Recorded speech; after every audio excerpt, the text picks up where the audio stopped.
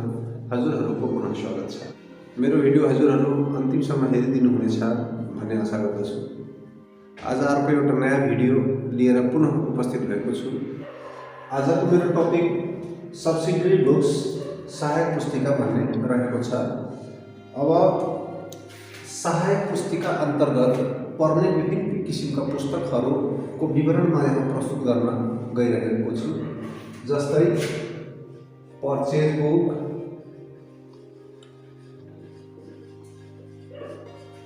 Sales book, purchase return book,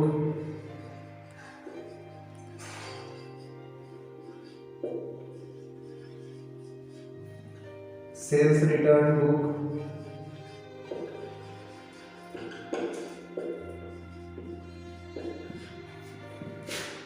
bills receiver book,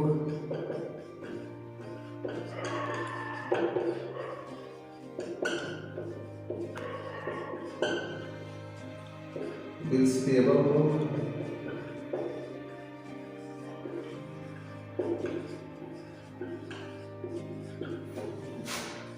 cash book, journal proper book,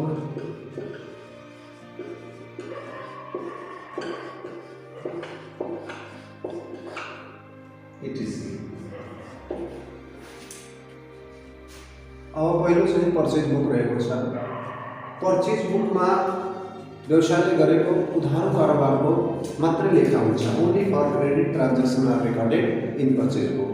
likewise in sales book व्यवसायले गरेका उधारोको बिक्री कारोबारको entry मात्रै यसमा गरिन्छ। Only for credit sales transactions are recorded in sales book. Likewise purchase return books व्यवसायले purchase गरेका माल सामानहरूमा भएको केही त्रुटिका कारण चाहिँ त्यो फिर्ता गर्छ। त्यस्तो किसिमको कारोबारको लेखा पर्चेज रिटर्न बुक्समा गरिन्छ। त्यस्तै sales return book. Sales return बुकमा व्यवसायले माल सामान बिक्री गर्छ अनि बिक्री गरिएका माल सामानहरूमध्ये केही माल सामानहरू फिर्ता भएर आउँछन्। त्यस्तो किसिमको कारोबारको लेखा सेल्स रिटर्न बुकमा गरिन्छ। अब अर्को आउँछ बिल्स रिसीवर बुक। व्यवसायले उधारोमा कारोबार गर्छ, उधारोमा माल सामान बिक्री गर्छ, बिक्री गरेपछि बिल्स प्राप्त गर्छ। त्यस्तो किसिमको प्राप्त बिलहरूको लेखा चाहिँ यसमा बिल्स रिसीवर बुकमा गरिन्छ। यस्तै व्यवसायले उधारोमा जो माल सामान जब किन्छ व्यवसायले चाहिँ विनिमय पत्र यानि बिल दिनुपर्ने हुन्छ। त्यस्तो भुक्तानी गर्नुपर्ने बिलहरूको लेखा यो चाहिँ बिल्स पेबल बुकमा गरिन्छ। अर्को छ cash book. Cash book only for cash transaction. एउटा निश्चित अवधिमा कति क्यास भित्रिन्छ र कति क्यास बाहिरिन्छ त्यो जम्मैको लेखा चाहिँ यो क्यास बुकमा हुने गर्दछ। Next journal proper book. Journal proper बुकमा यो माथि उल्लेख गरिएका व्याख्या गरिएका पुस्तकहरूमा हुन नसक्ने वा गर्न नसक्ने लेखाहरू चाहिँ जर्नल प्रपर बुकमा गरिन्छ। अब म चाहिँ यहाँ पर्चेज बुकको नमुना प्रस्तुत गर्न जाँदैछु। पर्चेज बुक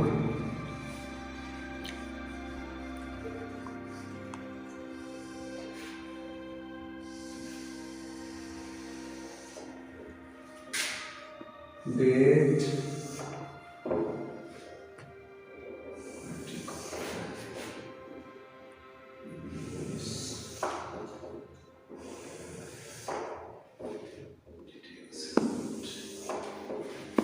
अब पहिलो चाहिँ date, particulars, invoice number, LF, details, amount, rupees.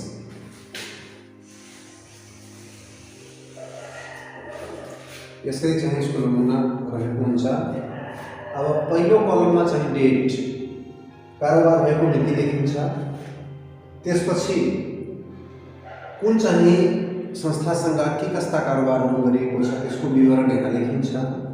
Invoice number भन्नाले यो बीजकको नम्बर लेखिन्छ। बीजकमा मालसामान क्रय गर्दा प्राप्त हुने जुन रसिद हुन्छ त्यसको रसिद number that is invoice number यहाँ लेख्ने गरिन्छ। ELF यो लेजरको पाना नम्बर यहाँ लेखिन्छ। डिटेल्स यसमा चाहिँ कारोबारहरू के कति कसरी किनिएको छ भने त्यसको डिटेल यहाँ गरिन्छ। अनि यसमा एमाउन्टमा फ्रेस एमाउन्ट यहाँ चाहिँ राख्ने गरिन्छ। अब म यहाँ एउटा सानो इक्जाम्पल चाहिँ प्रस्तुत गर्न जाँदैछु। जस्तै एट जनवरी 1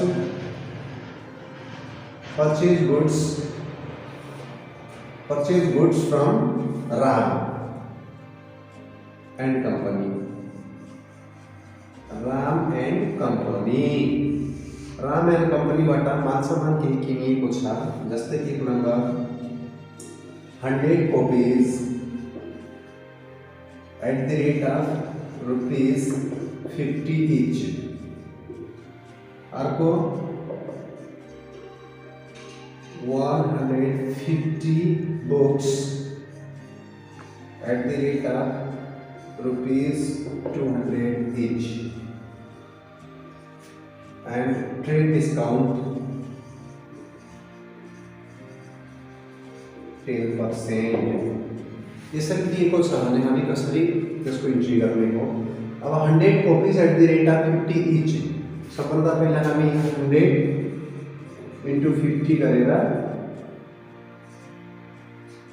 50 and 20 5000 यसरी गर्ने। अर्को 150 books at the rate of 200 each। यहाँ 150 into 200 गर्ने 15 30 3 0 यसरी गर्ने। अब यो दुई चाहिँ हामीले जोडेर यही लेख्ने 35,000। अब भन्छ trade discount at the rate of 10%। यसरी ब्राकेटमा यदि ट्रेड डिस्काउंट दिएको छ भने हामी दुईटै कारोबारमा चाहिँ डिस्काउंट चार्ज गर्ने हो। त्यसैले 35,000 यहाँ दिएको छ। 35,000 को 10% निकाल्दा 3500 आउँछ, 3,500 आउँछ। र हामी अब यहाँ 10% चाहिँ डिस्काउंट गर्ने हो। 10% डिस्काउंट भनेको 3500 यो चाहिँ यसरी डिस्काउंट गर्ने हो। अब 3,500 बाट 3500 घटाएर हामी यहाँ लेख्छौँ 0 0 5 1 3 यसरी 31,500 रुपैयाँ यहाँ लेखिन्छ। अब एट जनवरी 5 मा राधा एंड स्टेशनर्सबाट केही स्टेशनरीका माल सामानहरू किनिएको छ। जस्तै यहाँ 200 copies at the rate of ₹100 each। अर्को 100 economics book at the rate of ₹300 each less trade discount 5% only. अब यो माथिको कारोबारमा डिस्काउंट देखिएको छैन, तलको कारोबारमा मात्र डिस्काउंट दिएको छ।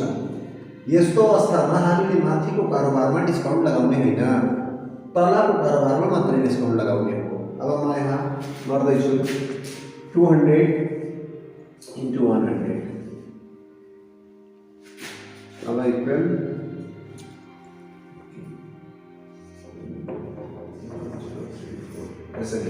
20,000।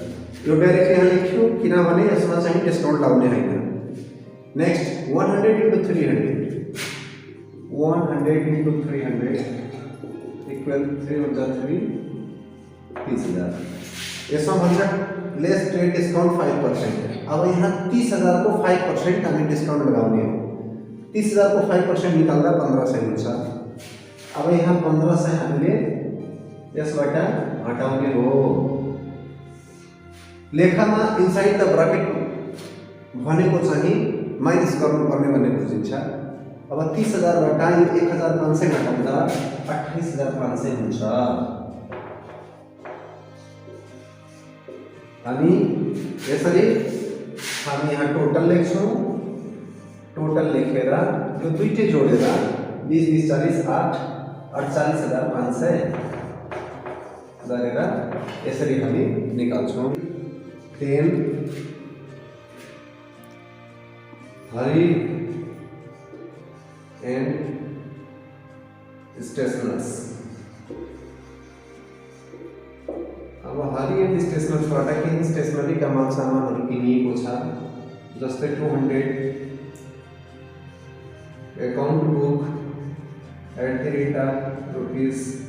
₹500 each।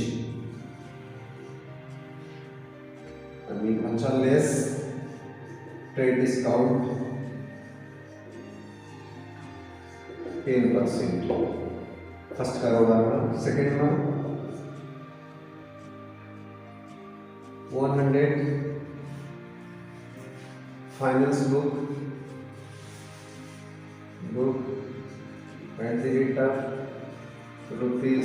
₹300 each। यसको दिएको अवस्थामा हामी कसरी गर्ने? यहाँ भन्छ फर्स्ट ट्रान्जेक्सनमा 200 account book ₹500 each less trade discount 10%। And next transaction में 100 फाइनेंस बुक ₹300 each। यहाँ हामी हेर्न सक्छौं यो माथिको ट्रान्जेक्सनमा मात्रै डिस्काउन्ट दिएको छ, तलमा चाहिँ दिएको छैन। त्यसकारण हामीले माथिको ट्रान्जेक्सनमा मात्रै डिस्काउन्ट लगाउने हो। माथिको लाइनमा दिएको छ भने माथिमा मात्रै लगाउने, तलको लाइनमा दिएको छ भने तलमा मात्रै लगाउने। र यदि इनसाइड द ब्रकेट भित्र लेस ट्रेड डिस्काउन्ट हुन्छ भने हामी दुईटैमा चाहिँ डिस्काउन्ट चार्ज गर्ने हो भन्ने कुरा हामी बुझ्नुपर्छ। अब यहाँ म क्याल्कुलेसन गर्छु। 200 × 500 200 × 500 इक्वल 5 to the 10 अनि यसरी। अब यसमा चाहिँ 10% हामीले डिस्काउन्ट चार्ज गर्ने हो। 10% डिस्काउन्ट चार्ज गर्दा यसको 10% 10,000 हुन्छ। इनसाइड द ब्रैकेट भन्नाले घटाउने हो। 1 लाखबाट 10,000 घटाउँदा 90,000 हामी यहाँ लेख्छौँ। अर्को छ 100 × 300 100 × 300 equal 3 of the 3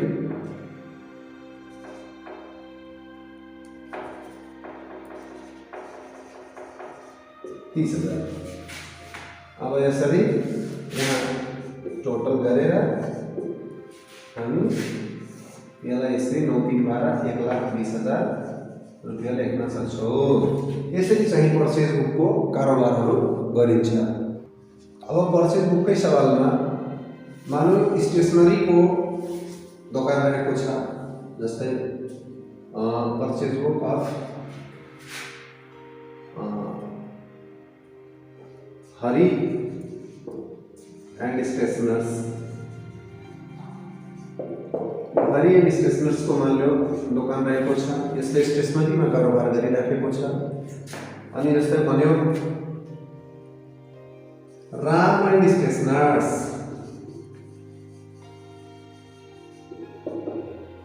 purchase some books or copies or any stationery item from Ram and Stationery on cash। कुनै स्टेशनरी आइटम वा कुनै आइटम्सहरू यदि अन क्याशमा नगदमा कारोबार गर्छ भने यसको लागि हामी यहाँ कुनै पनि इन्ट्री गर्दैनौँ। यहाँ नो इन्ट्री, कुनै इन्ट्री हुँदैन, केही पनि इन्ट्री यहाँ हुँदैन, किनकि यो चाहिँ क्याश ट्रान्जेक्सन हो। Because it is a cash transaction, so no entry will be recorded inside purchase book. अर्को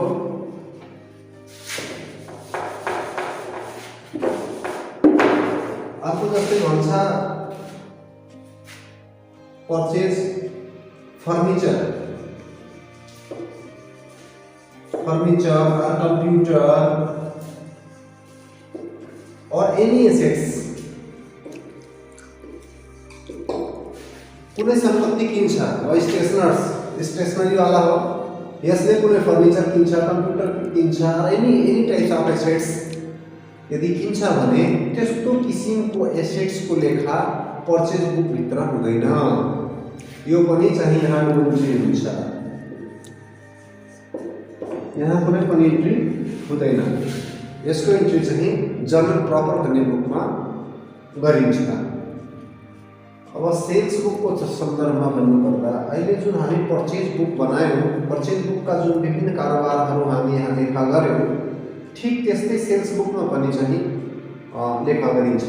फर्मेट पनि सेम यही नै हुन्छ, date particular invoice LF details amount particular, यसको फर्मेट पनि ठिक त्यस्तै हुन्छ र जम्मै कारोबारहरू पर्चेज बुक जस्तै नै लेखा गरिन्छ। अर्को हुन्छ purchase return book. Purchase return बुकको सवालमा डेट पार्टिकुलर्स, यो जुन इन्भोइस वाला कलम थियो यहाँ डेबिट नोट नंबर भन्ने लेखिन्छ, डेबिट नोट नंबर अनि एलएफ डिटेल्स एमाउन्ट अनि कारोबारको जुन एन्ट्री गर्ने गरिन्छ त्यो पर्चेज बुक जस्तै अघि नै हामी जुन गर्यौँ ठिक त्यस्तै चाहिँ गर्ने गरिन्छ। अब त्यस्तै आउँछ sales return book. Sales return बुकमा पनि चाहिँ डेट पार्टिकुलर। अब यहाँ जुन डेबिट नोट नंबर थियो यो डेबिट नोट नंबर नभएर यहाँ चाहिँ क्रेडिट नोट नंबर लेखिन्छ, credit note number LF details amount र कारोबारका जुन एन्ट्रीहरू छन् अघि नै जुन हामी पर्चेज बुक बनायौँ ठिक त्यस्तै चाहिँ यसमा सेल्स रिटर्न बुकमा पनि एन्ट्री गर्ने गरिन्छ। अब पर्चेज बुक त हामी बनाइसक्यौँ। अब बुकमा के हुन्छ भने पर्चेज बुक, पर्चेज एकाउन्ट र क्रेडिटर्स एकाउन्ट बनाउनु भनेको हुन्छ। पर्चेज बुक कसरी बनाउने भन्ने कुरा हामी बनाइसक्यौँ। अब चाहिँ यहाँ पर्चेज एकाउन्ट कसरी बनाउने हो भन्ने सन्दर्भमा म यहाँ चाहिँ बनाउँदैछु पर्चेज एकाउन्ट। पर्चेज एकाउन्ट बनाउँदा date particular LF amount date particular LF र एमाउन्ट यसरी चाहिँ यी कलमहरू बनाइन्छ। डेट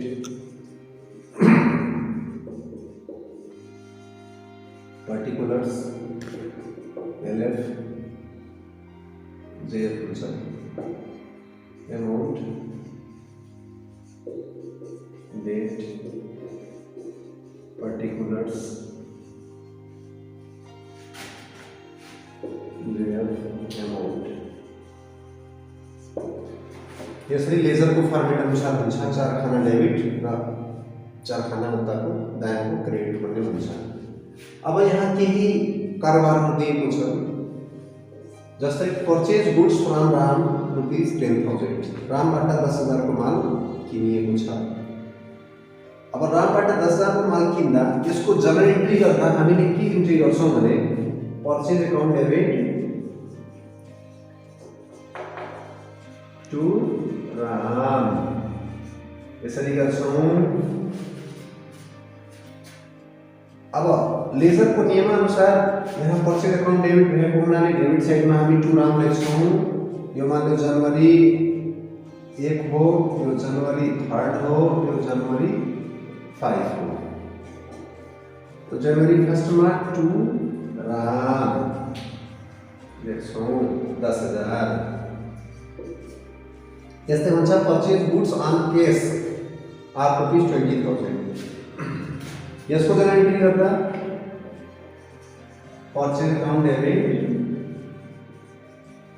टु क्याश गर्छौँ।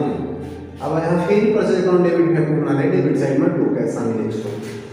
जनवरी 3 में 2 क्याश 20,000 यहाँ लेख्छौँ। अर्को फेरि जनवरी 5 में पर्चेज गुड्स फ्रम राधा ₹30,000। यसको जनरल एन्ट्री गर्दा purchase account debit to Radha. अब यहाँ फेरि पर्चेज अकाउंट डेबिट भएको हुनाले यसको डेबिट साइडमा 2 राधा लेख्छौँ। जनवरी 5 में 2 राधा यहाँ 30,000 यसरी एन्ट्री गर्छौँ। अब कारोबार फिनिश भइसक्यो। यसमा हामीले जोड्ने 30 20 50 10 60,000। अनि यहाँ पनि खाता क्लोज गर्ने। क्रेडिट साइडमा कुनै कारोबार दिएको छैन, त्यसकारण यो 60,000 पनि यहाँ लेख्ने। अनि यहाँ केही छैन भने अब जनवरी 31 मा बाई ब्यालेन्स सिडी गरेर त्यही 60,000 यहाँ लेख्ने।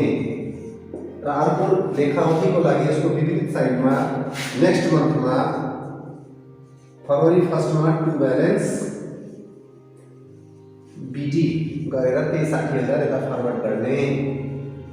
यसरी चाहिँ पर्चेज अकाउन्ट बनाइन्छ। अब यसरी पर्चेज बुक र पर्चेज अकाउन्ट कसरी बनाइन्छ भन्ने कुरा हामी बुझिसक्यौँ।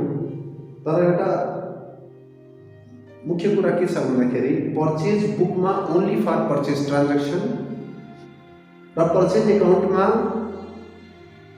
अब चाहिँ क्रेडिट ट्रान्ज्याक्सन र क्याश ट्रान्ज्याक्सन दुईटै सामेल भएको छ, हामी हेर्न सक्छौँ। यो दुईटा क्रेडिट ट्रान्ज्याक्सन थियो र एउटा यो चाहिँ बिचको क्याश ट्रान्ज्याक्सन थियो। यो तीनटैको इन्ट्री चाहिँ पर्चेज अकाउन्टमा भएको हामी देख्यौँ। अब नेक्स्ट हामी क्रेडिटर्स अकाउन्ट बनाउन गइराखेको छौँ। क्रेडिटर्स अकाउन्ट बनाउनुभन्दा पहिला अब हाम्रो क्रेडिटर्स भनेको राम र राधा दुईटा हुन् भन्ने बुझिन्छ। अनि क्याश ट्रान्ज्याक्सनमा देयर इज नो क्रेडिटर्स। नगद कारोबारमा कोही डेब्टर क्रेडिटर हुँदैन। यहाँ क्रेडिटर भनेको राम र राधा दुईटा हुन्। अब हामी यहाँ जो क्रेडिटर्स अकाउन्ट बनाउँछौँ, क्रेडिटर्स अकाउन्ट तो इन्ट्री के गर्छौँ भने इन्ट्री हामी के गर्छौँ भन्दाखेरि विभिन्न क्रेडिटर्सहरूबाट माल सामान किनिएको छ त्यस्तो अवस्थामा पर्चेज अकाउन्ट डेबिट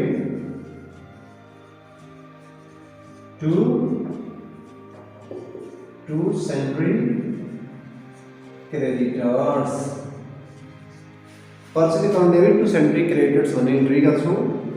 यहाँ क्रेडिटर्स अकाउन्ट हामी बनाइराखेको छौँ। क्रेडिटर्स अकाउन्ट यहाँ क्रेडिट साइडमा भएको हुनाले लेजरको नियमअनुसार हामी क्रेडिट साइडमा गएर यहाँ चाहिँ पर्चेज अकाउन्ट लेख्छौँ। यो चाहिँ जनवरी 1 र जनवरी 5 को कुरा हो।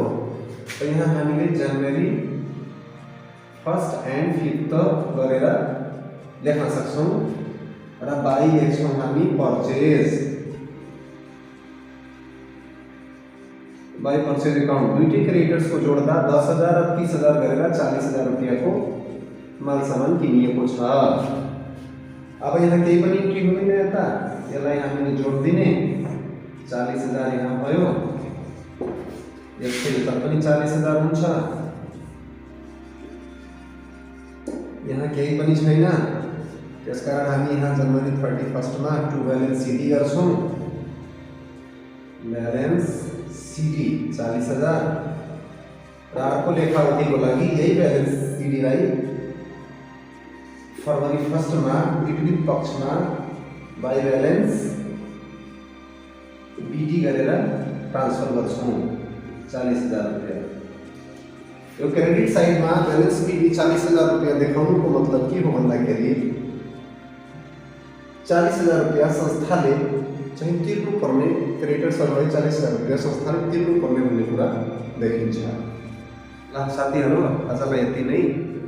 अब मेरो भिडियो हजुरलाई कस्तो लाग्यो कमेन्ट गर्नुहोला र अझै उपयोगी भिडियोहरू हेर्नको लागि मेरो च्यानल सब्स्क्राइब गर्नुहोला।